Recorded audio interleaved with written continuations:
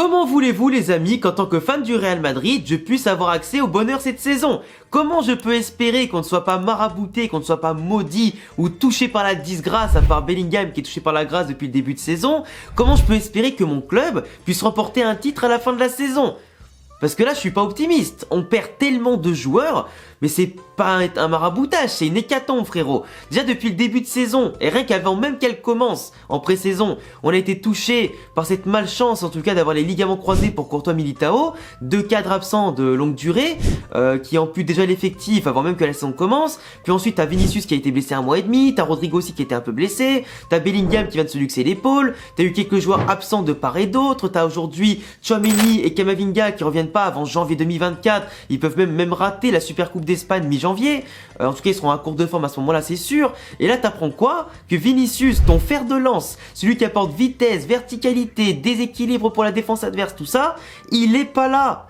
Il n'est pas là pendant au moins 1 mois et quelques. Parce qu'il a rechuté de sa blessure de septembre, une nouvelle fois avec le Brésil cette nuit. Ils ont perdu 2-1 contre la Colombie en plus de ça, avec un doublé de Luis Diaz dans le dernier quart d'heure. Lui, il avait fait une passe D en même pas quelques minutes de jeu. Il a duré que 30 minutes sur le terrain. Il sort et il te dit qu'il a la même gêne et la même douleur que sa blessure de septembre. Donc globalement, en plus quand c'est musculaire comme ça, t'en as pour minimum 2, 3 à 4 semaines. Minimum. Pour que ça revienne bien, en plus avec son style de jeu, faut prendre un peu plus de précautions, parce qu'avec sa vitesse et tout ça, et ses appuis, ça peut tirer encore plus. Donc globalement, ça veut dire que jusqu'à fin 2024, le Real va jouer sans milieu défensif, à part si tu replaces Kroos, Valverde, Alaba ou fait monter Mario Martin du Castilla, mais c'est quand même pas la même chose que d'avoir Camavinga et Tchouaméni en termes d'équilibre, de technique, de positionnement, de charbonnage, d'effort, etc., de générosité. C'est pas la même chose, c'est pas le même style de jeu non plus pour compenser tes lacunes défensives à des moments que quand t'as Kroos, que quand t'as eux par exemple, mais globalement tu vas aussi devoir faire sans Vinicius. Vinicius qui revenait en forme, que quand il ferme sa bouche, qu'il est concentré dans son match et surtout qui reste en tout cas focus juste sur lui-même et sur le jeu de son équipe, bah il est monstrueux. Mais globalement, là même s'il était en forme en ce moment, bah il va quand même beaucoup manquer. Il y a 6 à 7 matchs de Liga, je crois, pour compléter en tout cas cette première phase jusqu'à janvier. Mais globalement, va falloir être solide parce que là, t'as plus que Rossellou, Brahim Diaz et Rodrigo devant. Bellingham, il a sa luxation à l'épaule, il faut quand même faire attention et je suis pas sûr qu'il reviendra tout de suite après la trêve contre Cadiz, mais au pire s'il revient, tant mieux, mais lui de base c'est un milieu de terrain, c'est pas un attaquant, donc du coup tu vas devoir faire tous les autres matchs avec 2 à 3 attaquants seulement. Et c'est là que tu vois que l'effectif du Real Madrid a un gros problème d'équilibrage, un gros problème aussi dans la construction de l'effectif. Parce que t'as 1 ou 2 blessés, t'as déjà plus rien devant, ou plus rien à certains postes. On est mal couvert à des moments, et ce sera pas suffisant contre toutes les équipes. Brahim Diaz, ça peut être très bien, je dis pas le contraire, mais il a pas la confiance absolue de Ancelotti, même s'il commence à jouer de plus en plus il marque un peu des buts, donc c'est cool, mais globalement, c'est pas suffisant. Rossellou, c'est pas non plus une grosse pointure en attaque de pointe comme un Lewandowski ou quoi, donc même s'il peut marquer des buts, et il peut très bien faire le taf comme il le fait depuis le début de saison, c'est pas non plus la solution miracle à tous les problèmes. Rodrigo, il va sûrement retrouver son côté gauche préférentiel en l'absence de Vinicius, mais je veux dire, Rodrigo, même s'il revient bien en ce moment, bah, faut espérer qu'il prenne vraiment la relève, parce que quand Vinicius était pas là en début de saison, et que Rodrigo en 13 matchs il avait planté qu'un but et fait qu'une passe D, avant de marquer enfin maintenant un petit peu plus, c'était compliqué. Donc là j'espère que sa confiance du moment va lui permettre, pourquoi pas, de retrouver sa superbe et de faire compenser l'absence de Vinicius, avec bien sûr l'apport des autres joueurs, parce qu'il pourra pas tout faire tout seul. Mais globalement le Real aujourd'hui voit peut-être revenir un peu les spectres de la saison 2014-2015, voire 2020-2021, où on a enchaîné les blessures de gros cadres de la saison, de l'effectif, qui nous a amputé dans les moments clés pour aller chercher la Liga et la Ligue des Champions, et ça a été très compliqué à chaque fois. Cette année, le Real, on sait qu'ils n'ont pas non plus les meilleures chances de base de remporter la Champions League, mais la Liga quand même, actuellement t'es devant le Barça, t'es juste derrière Gérone, mais tu sais que tu peux quand même, avec la chance que t'as depuis le début de saison, avec cette efficacité que t'as et cette solidité que tu as, bah d'aller chercher le trophée, tu peux aller le chercher. Par contre, ce qui est un peu emmerdant, c'est que le Barça, qui a eu beaucoup d'absents comme les Pedri, les De Jong, Lewandowski, Rafinha et pas mal de joueurs comme ça, bah finalement ils sont que 2 points derrière toi. Toi, oui, tu as Courtois qui est pas là et t'as pas Militao, mais n'empêche que tu fais un début de saison où tu prends le moins de buts que par rapport aux saisons dernières. Donc t'as un Real Madrid plus solide malgré les absents, et le seul problème vraiment c'est le fait que t'as pas beaucoup de solutions offensivement parlant. Donc en fait c'est comme si en tant que t'avais pas de numéro 9 de classe mondiale, que pour remplacer Benzema, c'est comme si finalement tu avais un gros absent, tu vois. Mais le Real Madrid, avec moins d'absents que le Barça, n'est que 2 points devant.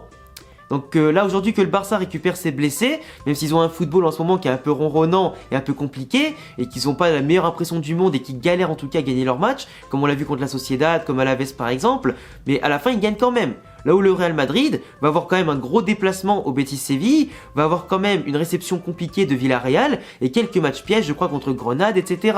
Donc t'as quand même, tu vois, des matchs pas forcément faciles, et quand t'as pas tes meilleurs attaquants contre les équipes regroupées ou quoi que ce soit, bah t'as intérêt que tes milieux de terrain, soit ils marquent des frappes de loin, soit ils trouvent des petites combinaisons, des passes astucieuses, ou que le peu d'attaquants que t'as, ils soient en forme, parce que vraiment, ça va être très très compliqué pour le Real. Encore la Ligue des Champions, on est premier du groupe, et juste un match nul contre Naples ou l'Union Berlin, ça nous suffit pour être premier quasiment, mais globalement, il va un moment donné où il faut quand même qu'en Liga, tu arrives à récupérer ta couronne et surtout la conserver sur plusieurs saisons. Mais quand t'as la malchance des blessures et de l'irrégularité, c'est complexe parce qu'on sait très bien que le Real Madrid, à cause des trêves internationales, perd souvent quelques points à l'extérieur ou même à domicile, n'a pas souvent les prestations les plus abouties après les trêves qui proposent pour les joueurs encore plus de calendriers surchargés, qui les font parcourir le monde, les différents continents, et des dizaines de milliers de kilomètres en plus à chaque fois pour soit des qualifications ou des matchs amicaux. À la fin, les joueurs sont morts, c'est pas des machines.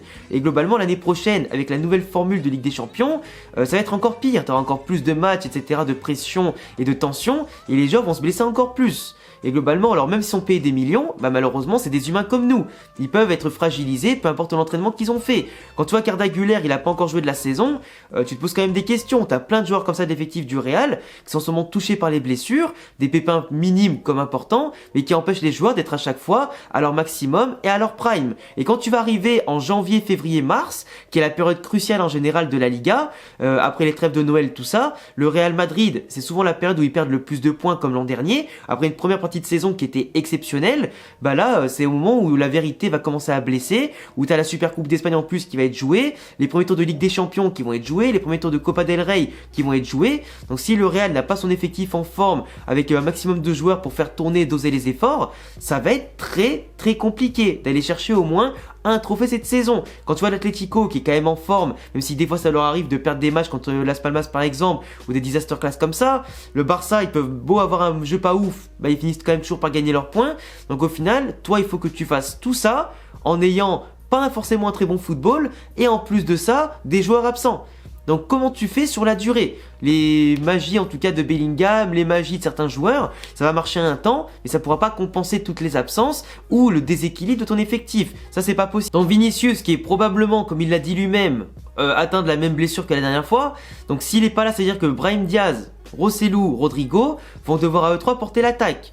Pourquoi pas des jeunes du Castilla qui peuvent monter, hein, comme Gonzalo Garcia ou j'en sais rien, t'en as plein comme Nico Paz, tout ça, qui peuvent aider, y a pas de problème là-dessus.